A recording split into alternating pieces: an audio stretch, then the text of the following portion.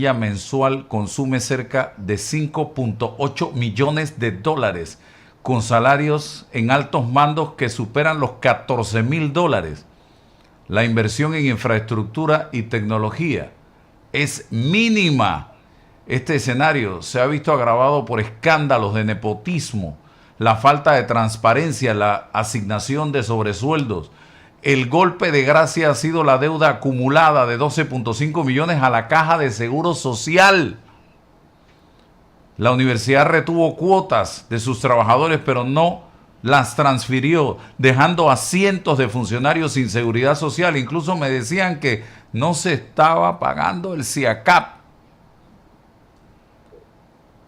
Al agotarse la capacidad del Estado para seguir subsidiando estos déficits bajo políticas de austeridad, la UNACHI ha quedado expuesta como una entidad donde la autonomía fue utilizada como un escudo para la opacidad administrativa, llevando a la institución a una quiebra técnica que hoy compromete el futuro de miles de estudiantes. Pero la responsabilidad de todo esto es de los propios administrativos de esa universidad, que la han llevado a donde está en este momento, producto de, repito, nombramientos por nepotismo, familiares, diplomas falsos, salarios enormes a algunos de los funcionarios y un montón de cosas que han salido a relucir y que no han sido transparentadas por parte de la administración. Hoy estamos viendo el resultado de todo esto y a una rectora prácticamente echándole la culpa del problema a todo el mundo y no asumiendo responsabilidades por la forma como se ha administrado esta universidad. Y el objetivo de la universidad es cierto, deben ser los estudiantes, pero los estudiantes son los o las víctimas de lo que ustedes han hecho durante todo este tiempo, mi querida rectora Etelvina Medianero de Bonagas. Yanin Prado, ustedes han citado a la rectora de la UNACHI a la Comisión de Presupuesto. ¿Ha ido? ¿Ha respondido las preguntas?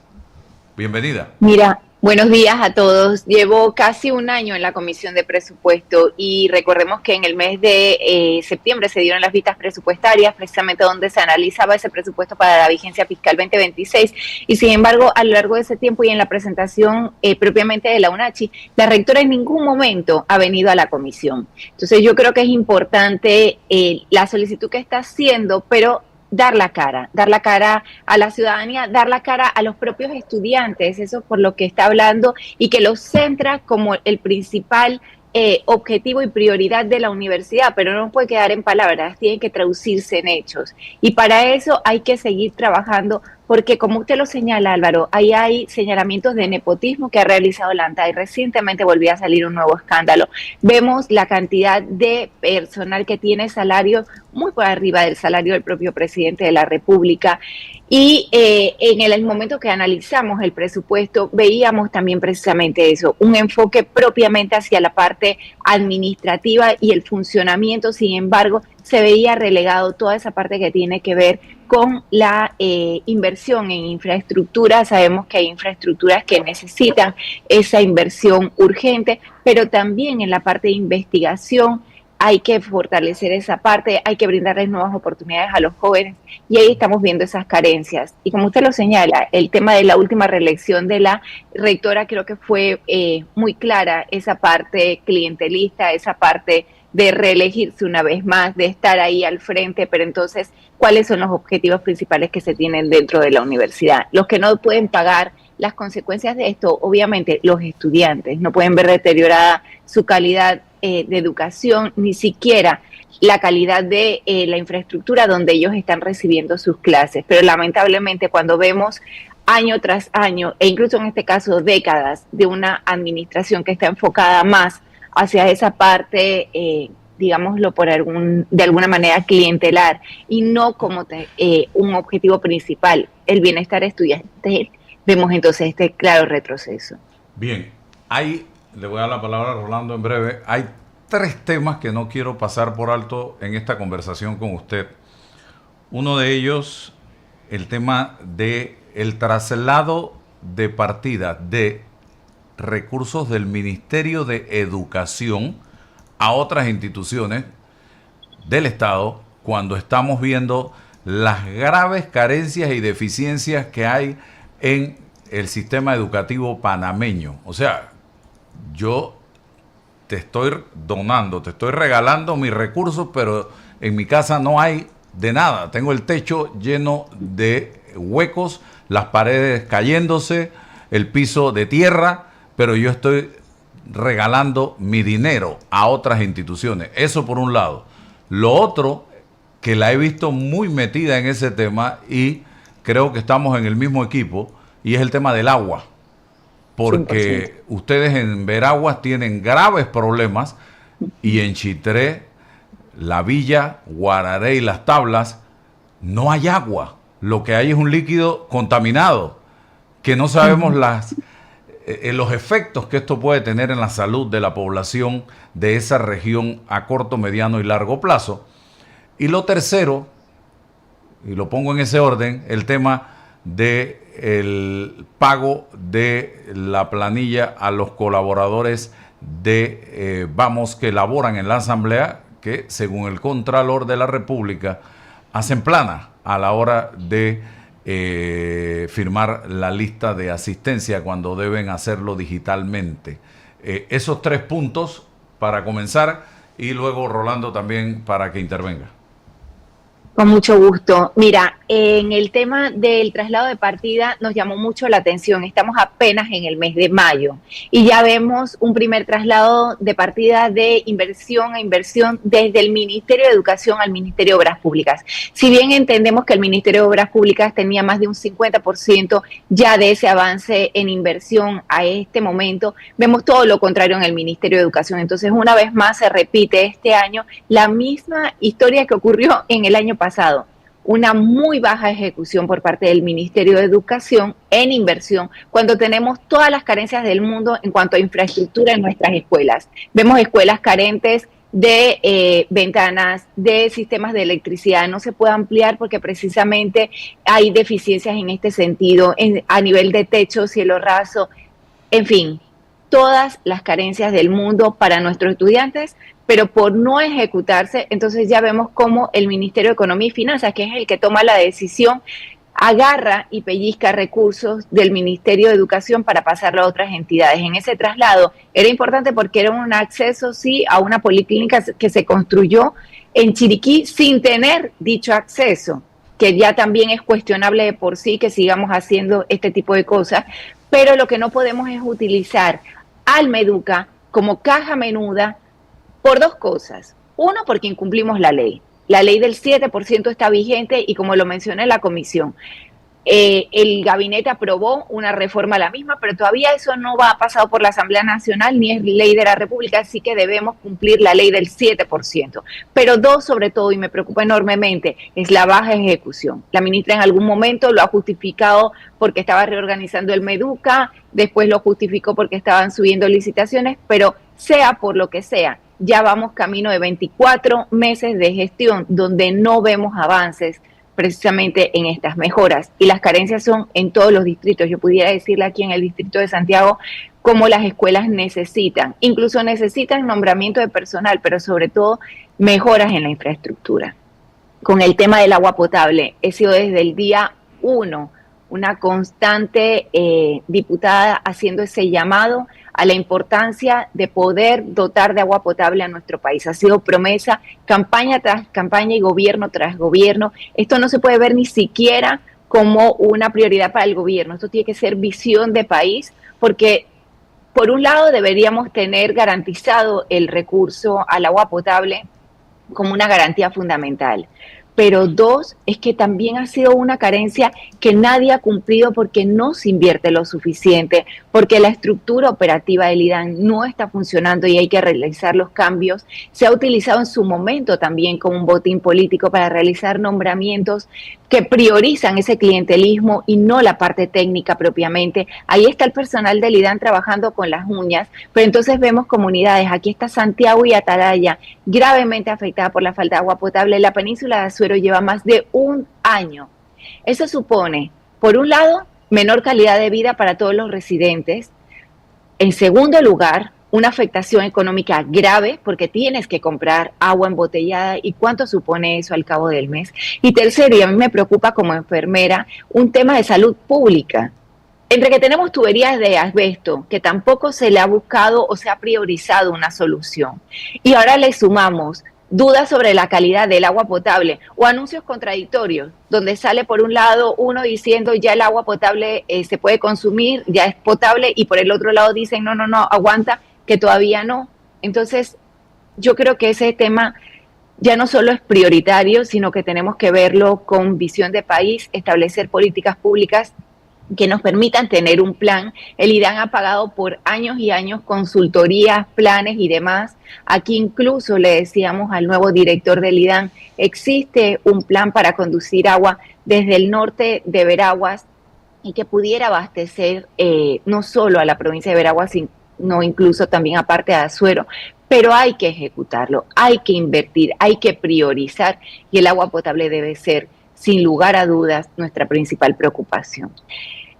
Y por último, el tema del Contralor, pues qué decir. Primero, que está actuando de una manera arbitraria, selectiva e ilegal. ¿Por qué? Porque en todo momento, y lo reafirmo una vez más, estoy y estaré siempre a favor de que se realicen las auditorías y los controles. Lo que yo no puedo estar de acuerdo es que esto sea selectivo y que el Contralor lo señale como si solo estos 8 despachos, porque recordemos que somos 8 diputados de la bancada independiente, vamos, nadie más, y somos 71 en la Asamblea Nacional, a quien está señalando como si estuviéramos haciendo algo irregular, y hacemos lo que la Asamblea Nacional ha pedido desde un principio, que es cómo entregar la marcación, o en este caso la asistencia de los despachos, del personal que trabaja para los despachos de la famosa 2020, y me llama mucho la atención porque incluso buscando información encontraba en estos días como en una reunión, creo que fue en el mes de septiembre, octubre, entre el Contralor y el actual presidente de la Asamblea, quien por supuesto ha actuado con toda la tibieza que le corresponde, porque es el ente regente de la contratación de la Asamblea Nacional por un lado, y porque tanto se jacta de la institucionalidad de la misma, y aquí la está viendo vulnerada una y otra vez, y sin embargo ha permanecido prácticamente en silencio. Entonces, el Contralor de la República llama la atención que se haya ido contra estos 8 despachos cuando nosotros cada 6 meses de manera voluntaria publicamos en nuestras redes sociales quienes trabajan en nuestras planillas, aparte de nuestro trabajo legislativo y cualquier otro tipo de información que es de libre acceso. No veo a otros diputados realizando eso. 2, ante cuestionamientos que salía anteriormente de diputados que tenían, se supone que puedes tener hasta 20,000 de gasto y hasta 20 colaboradores trabajando en tu despacho. Sabemos que meses atrás se publicaba información sobre diputados que tenían 100, 150 y más funcionarios a su nombre. Ahí no estamos viendo ningún tipo de auditoría. Tampoco sabemos en qué resultó la auditoría cuando irrumpió en la Asamblea en la pasada administración de la diputada Dana Castañeda. Pero ahorita entonces él actúa de manera ilegal porque no notifica a la Asamblea Nacional de que hay una auditoría ni una investigación en proceso. Establece una licencia sin sueldo que ahora la quiso venir a justificar cuando aparece días después. Recordemos que los señalamientos de estos diputados fue en contra de esa irrupción también arbitraria en la Fiscalía Anticorrupción, en uno de los casos de alto perfil de nuestro país, y donde el Contralor entró como amo y señor y rey de este país a sacar a funcionarios de la Contraloría de esa Fiscalía. Entonces, ante esos señalamientos, el Contralor establece esta licencia sin sueldo, pero ahora que aparece y da unas declaraciones el día viernes, quiere justificar que esa es una licencia por investigación. Señor Contralor, le digo algo. La primera proforma que yo tengo de mis colaboradores indicaba única y exclusivamente licencias sin sueldo. Cuando nosotros lo empezamos a cuestionar y le demostramos que en el propio decreto, que en su comunicado entablaba que debía ser tramitado por la entidad contratante, es decir, por la Asamblea Nacional, y que eso no estaba ocurriendo, agregan un nuevo renglón en la proforma y ponen debajo investigación. Pero está bien, si tú te notificas y vas a presentar un recurso de reconsideración, que es lo que le corresponde a estos colaboradores, tú tienes que tener acceso a tu expediente y poder entender que ante esta medida precautoria, y ojo, porque ellos no son agentes de manejo, que ahí también es otro cuestionamiento que realizamos, pero ya aplicándole esta medida precautoria, tendría que tener acceso al memorando sustentador. Y a la fecha, ni nosotros como diputados, ni ninguno de nuestros colaboradores ha podido tener acceso al mismo. Entonces, ¿cómo te vas a defender de lo que no te están entregando la información? Ni siquiera hemos podido tener acceso a las copias autenticadas que se han pedido, cuando autenticar una copia es simplemente ponerle un sello. Entonces, aquí estamos viendo una medida de presión, una medida, yo lo he señalado en algún momento, incluso de extorsión. Esto se dio precisamente en el momento que en la Asamblea se estaba discutiendo el proyecto de bioetanol, donde también había señalamientos, obviamente, del posible conflicto de interés, toda vez que el Contralor de la República es parte de los propietarios de un ingenio en este país y que nosotros, ojo, teníamos propuestas de modificación para ese proyecto de bioetanol. Y recordemos que en su momento, tanto el Contralor como algún familiar de él viajó a Brasil con el presidente de la República a ver temas relacionados con esto. Entonces, yo creo que hablar de democracia, de fortalecimiento de las instituciones, requiere de esfuerzo de todas las partes, pero sobre todo de coherencia. Y el Contralor no puede confundir sus funciones de fiscalizador, que en todo momento nosotros recalcamos que son muy necesarias en nuestro país, con medidas de presión y de autoritarismo, porque eso no es democracia. Rolando. Buenos días, Álvaro, buenos días, diputada, buenos días a toda la audiencia. Sí, yo veo con mucha preocupación la actuación del señor Contralor, sobre todo porque yo no tengo ninguna duda de que lo que está haciendo es una especie de retaliación por los cuestionamientos que hizo la bancada de Vamos a el proyecto de ley del etanol. Esto no es la primera vez que el señor Contralor actúa de esa manera y yo lo veo con mucha preocupación porque yo no veo que estén alineados los diputados con una actuación a todas luces arbitraria. Él es producto de un nombramiento de la Asamblea Nacional y como tal debería rendir cuentas ante los propios diputados. Pero yo no veo que haya una armonía entre los diputados y este señor. Yo me pregunto, señora diputada, si existe la intención o si ya ha sido interpuesta alguna denuncia contra el señor Contralor, porque esto evidentemente va más allá de sus funciones. Entonces, quisiera que nos hablara un poco de eso. Con mucho gusto. Nosotros presentamos una denuncia ante la Procuraduría General de la Nación por extralimitación de funciones, abuso de poder por parte del Contralor de la República. Precisamente por este tipo de actuaciones, nosotros estamos aportando en esa denuncia pues las pruebas pertinentes para que entonces se pueda llevar a cabo esa investigación. E igualmente se está presentando con cada uno de los afectados directamente, nuestros colaboradores, pues recursos de reconsideración, pero recordemos que el mismo es ante la propia Contraloría, así que sabemos que no va a tener mayores cambios significativos, pero también los amparos de garantía pertinentes ante la Corte Suprema de Justicia para que se garantice realmente pues estos derechos laborales, porque a todo esto son colaboradores o funcionarios servidores públicos que están bajo una licencia sin sueldo. Algunos llevan más de 8 quincenas sin cobrar, pero están asistiendo a su puesto de trabajo, cumpliendo con sus funciones y con sus horarios. A mí lo que me llama mucho la atención es por qué esta actuación es selectiva. Hagámosla a toda la Asamblea Nacional. Yo quiero recordar que aquí hay muchos diputados que hasta en sus redes publican su enorme cantidad de colaboradores comunitarios. Y por eso señalaba esa entrevista entre el Contralor de la República y el presidente Herrera en su momento cuando hacían mención a fiscalizar y a la marcación biométrica del personal administrativo de la Asamblea. Sin embargo, se dejaba, como lo señala, y ojo, la propia Procuraduría de la Administración, dándole la facultad de la independencia de la Asamblea y asimismo de su marcación.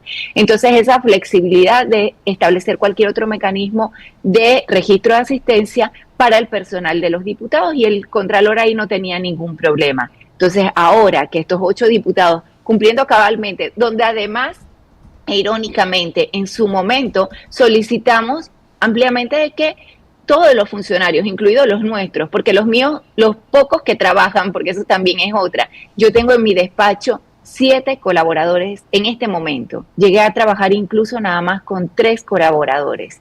De estos están siempre en la Asamblea Nacional. Entonces, pongámoslo a marcar biométricamente. Yo no tengo ningún inconveniente, pero creo que no es la misma posición de los 71 diputados. Y por eso el silencio absoluto, porque si esto fuera de otra forma y no hubiera, por un lado, temor, porque los demás están viendo así como que yo estoy aquí viendo desde la esquinita, pero tengo temor de que si digo algo, también me caigan a mí. Y eso no puede ser. No puede ser en ningún momento, porque el Contralor tiene sus funciones, pero la Asamblea Nacional, que tanto hablan de la institucionalidad, tiene que jugar su rol. Y nuestro rol también es fiscalizador en ese caso. Yo también estoy viendo aquí que no pagarle a los funcionarios es intervenir directamente en las funciones de la Asamblea. Y esto me parece muy grave porque sería la segunda vez que el señor Contralor intenta obstaculizar la labor de funcionarios de alto perfil, porque en este caso son diputados, ya lo vimos también hacerlo con fiscales del Ministerio Público. Entonces, la situación con el señor Contralor es bastante grave y yo no veo mucha actuación de parte, digamos, de la Contraloría, de la Procuraduría o de la Corte Suprema en este caso, que yo creo que esto ha debido actuar con celeridad y con severidad. Yo precisamente hago ese llamado porque esto es grave. Esto que se está viviendo debería preocuparnos a todos. Aparte, se está castigando de alguna manera a estos funcionarios sin tener ningún tipo de sentencia, ni siquiera teniendo un debido proceso, que eso es parte de lo que también estamos denunciando. Pero entonces, si nos vamos a fiscalizar, yo quisiera tener una respuesta clara, porque algo que esta diputada ha señalado es la irregularidad para el año 2025, donde la Asamblea Nacional comenzó con un presupuesto de 97 millones y mágicamente, y lo digo así, terminó al cierre de 31 de diciembre de 2025 con un presupuesto de más de 160 millones. Sin embargo, esos traslados no se dieron por silencio administrativo, o al menos no en la certificación que a mí la comisión me entregó, porque ahí no hay ningún traslado por silencio administrativo a la Asamblea Nacional. Y ojo, tampoco se dieron en sesiones ordinarias de la comisión. Lo he denunciado en varias ocasiones, he pedido copia de todas las resoluciones que han otorgado traslados, y el Contralor de la República entonces ahí no ha dicho nada, y yo creo que eso es sumamente grave. En efecto, es muy grave. Y no es la primera vez tampoco que veo estas actuaciones en la Asamblea. Yo recuerdo perfectamente que en la pasada administración se dieron traslados de partidas que no se discutían en la Comisión de Presupuesto y mágicamente, como dice usted, la Asamblea obtenía recursos que nadie sabía de dónde venían porque no se discutían en la Comisión de Presupuesto. Así que esto que usted está diciendo prueba efectivamente la selectividad con la que actúa el señor Contralor, y esto sin duda lo que nos lleva a concluir es que el señor Contralor está usando el poder que le da este cargo para su propio beneficio o el beneficio de las personas que están a su alrededor. Me preocupa porque esto puede ser una conducta crónica que puede acabar con la institucionalidad, no solamente ya en el ámbito de la Asamblea, sino que puede trasladarse a otras instituciones en las que los mismos funcionarios con mando y jurisdicción podrían entorpecer la labor de funcionarios de otras organizaciones gubernamentales. Asimismo es, ¿quién quita que, por ejemplo, el día de mañana tome la decisión, por ejemplo, de entablar este mismo tipo de medidas sobre fiscales, por ejemplo? Nada quitaría que pudiera hacerlo al nivel de arbitrariedad y de selectividad con la que se está actuando. Y lo más lamentable, a la final necesitamos fortalecer nuestra democracia y fortalecer nuestras instituciones, porque el país lo que necesita son respuestas claras en los problemas que vivimos, no año tras año, lamentablemente, sino décadas tras décadas. Como hablábamos anteriormente, el problema del agua potable. Entonces no deberíamos estar en este momento debatiendo sobre esto, que es completamente arbitrario y, como señalo una vez más, ilegal. Debemos estar enfocados en darle respuestas a la ciudadanía. Diputada, el tema que quiero tocarle también, ustedes están ya en la recta final para definir quién pudiera ser el próximo presidente de la Asamblea Nacional. Hemos escuchado hablar de la posible aspiración del actual presidente Jorge Herrera, que llegó a la presidencia de la Asamblea con el voto de la bancada de Vamos y otros diputados, en un acuerdo que hubo aquel 1 de julio del año pasado. También Dana Castañeda está sonando para presidir nuevamente esta Asamblea Nacional. Manuel Cohen es otra de las figuras que se plantea como un posible candidato. Lo único que aquí coincide Dana Castañeda con Manuel Cohen, que son del mismo colectivo político. ¿Qué va a hacer Vamos esta vez?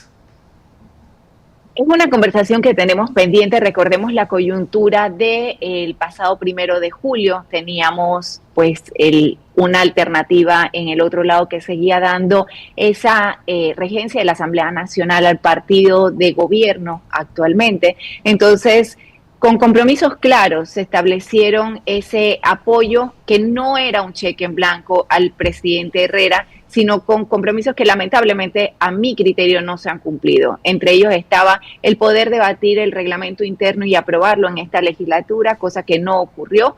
Pero adicional a eso estaba reducir la planilla, dotar de mayor transparencia a la propia planilla de la Asamblea Nacional, el poder de alguna manera dar mayor celeridad a temas importantes dentro de la Asamblea. Y yo creo que a la final, pues en eso estamos fallando, cuando además solicitando información como la que yo he solicitado al presidente de la Asamblea y a la propia Comisión de Presupuestos sobre el tema de los traslados, y sin embargo he tenido que recurrir a presentar habeas data a la Corte para que esto se dé, y que lamentablemente pues todavía no se me ha entregado. Entonces yo creo que ante este próximo 1 de julio nosotros tenemos que seguir buscando eso, dotar de transparencia, de reducción de planillas, de privilegios a lo interno, priorizar en esa agenda legislativa y sobre todo hacer un rol independiente propiamente de la Asamblea Nacional. Así que yo creo que como bancada estaremos tomando esa decisión. De mi parte, yo he manifestado que no estaría dispuesta a brindar un respaldo a una reelección, porque ya se ha demostrado en esta legislatura que no se ha cumplido con esos compromisos que no eran propiamente hacia los diputados, sino que eran de cara a la ciudadanía, y pues ahí vemos los resultados. Así que estaremos